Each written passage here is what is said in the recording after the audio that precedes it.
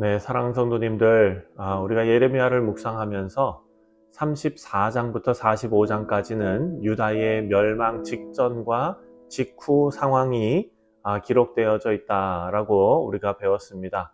그리고 오늘 본문은 이제 44장입니다. 이 44장은 아주 중요한 의미를 갖는 말씀입니다. 왜냐하면 예레미야가 선지자로서 하나님께서 맡기신 그 사역을 감당할 때 이제 그 사역 마지막에 있었던 사건을 44장이 다루고 있기 때문입니다. 자, 이제 45장, 46장부터는 그리고 예레미야서 마지막까지는 이방 민족들을 심판하시는 하나님에 대해서 기록해 놓았습니다. 그리고 52장 마지막 장은 결론 부분입니다.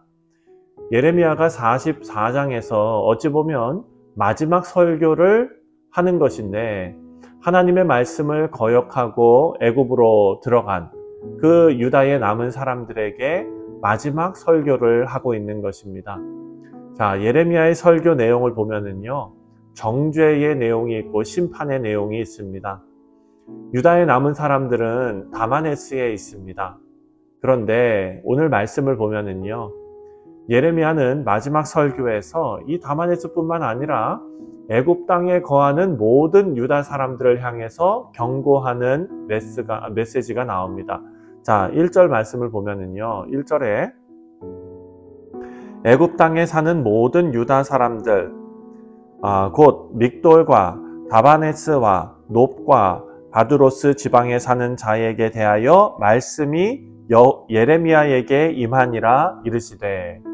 자, 하나님께서 예루살렘을 멸망시키실 수밖에 없었던 이유를 지금 설명을 합니다. 그 이유를 크게 두 가지로 선포하는데 첫 번째는 3절 말씀에 나옵니다. 3절 말씀을 보면 이는 그들이 자기나 너희나 너희 조상들이 알지 못하는 다른 신들에게 나아가 분향하여 섬겨서 나의 노여움을 일으킬 악행으로 말미암음이라.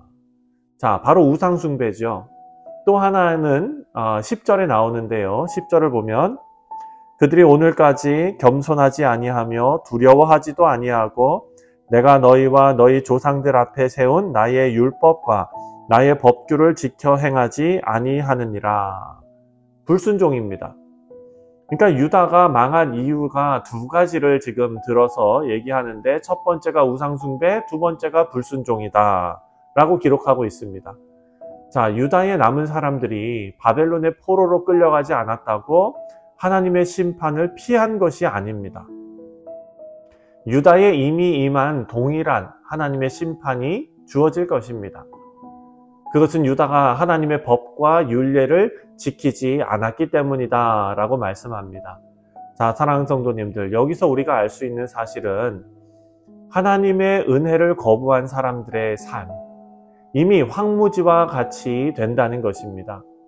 유다에 남은 사람들은요, 애굽으로 피하면 하나님의 심판에서 벗어날 수 있을 것이라 생각했습니다. 하지만 이들은 자발적으로 하나님의 은혜에서 벗어났습니다. 하나님의 은혜를 자발적으로 거부한 것입니다. 2절 말씀을 보면은요, 2절에 만군의 여호와 이스라엘의 하나님께서 이와 같이 말씀하시니라.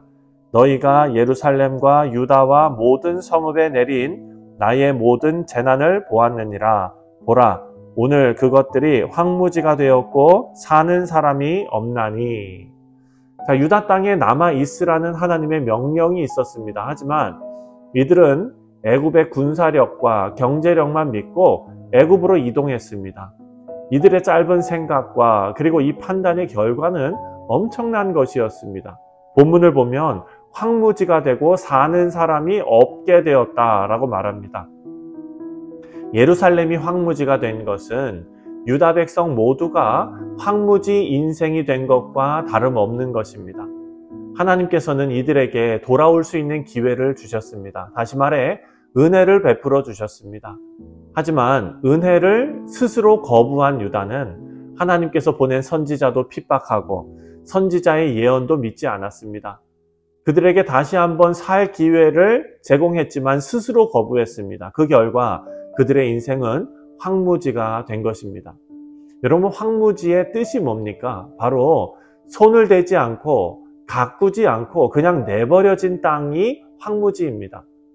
심지어 여러분들 집에 있는 텃밭도 조금만 가꾸지 않으면 자풀이 자라고 난리가 나는데, 여러분, 우리 인생도 이와 같다는 것입니다. 하나님께서 하나님의 은혜로 우리를 가꾸어 주시지 않으면 우리 인생은 황무지와 같이 변하게 된다는 것을 알 수가 있습니다. 하지만 반대로 하나님의 은혜의 손길이 우리에게 닿으면 우리의 삶이 달라집니다. 지금 아무리 마음이 강팍하고 돌처럼 굳어 있어도 하나님의 은혜의 손길이 닿으면 달라지게 될 줄 믿습니다. 우리 사랑하는 성도님들, 밭을 망치고 싶으면 약을 사다 뿌릴 것이 아니라 그냥 방치하면 됩니다. 놔두면 됩니다. 우리 인생을 망치고 싶으면 유다의 남은 자들처럼 하나님의 인도하심을 철저히 무시하면 됩니다. 그 은혜를 거부해 버리는 것입니다. 예수님을 믿는 우리는 우리 인생이 진정으로 아름답고 기름진 인생, 복된 인생으로 세워지기를 기도하고 있습니다. 그렇다면 하나님의 은혜를 바라고 구하면서 거부하지 말고 은혜에 부합한 삶을 살아야겠습니다. 왜냐하면 이것이 하나님께서 원하시는 삶이기 때문입니다. 자, 9절 말씀을 보면은요, 9절에 너희가 유다 땅과 예루살렘 거리에서 행한 너희 조상들의 악행과 유다 왕들의 악행과 왕비들의 악행과 너희의 악행, 너희 아내들의 악행을 잊었느냐.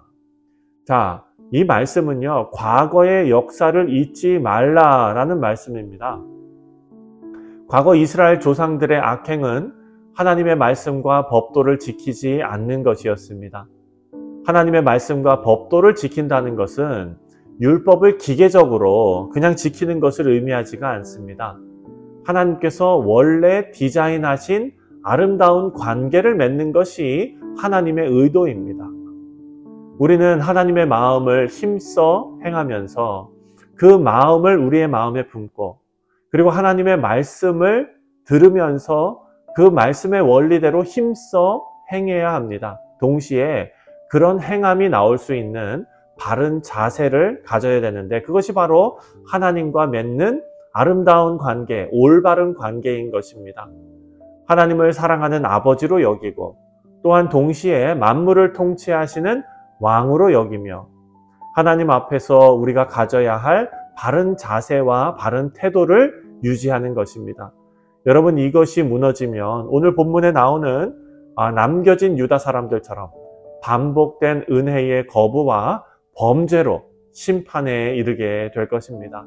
우리 사랑하는 성도님들, 오늘 하루도 바른 신앙을 가지고 하나님께서 인정하시는 바른 교회가 되어서 바른 생활을 이어가시는 우리 모두가 되시기를 주님의 이름으로 축원드립니다. 기도하겠습니다.